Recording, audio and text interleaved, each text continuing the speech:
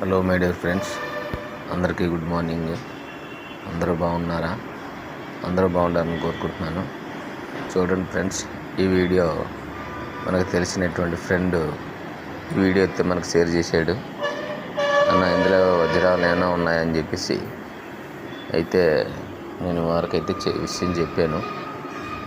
మరి ఇందులో వజ్రాలు ఏమైనా ఉన్నాయా లేదా అని చెప్పేసి మీ అవగాహన కొరకై మీకు కూడా ఈ వీడియో పెడుతున్నాను. మరి మీరు కూడా ఈ వీడియో చూసి వజ్రం ఉందా లేదా కామెంట్ చేయండి.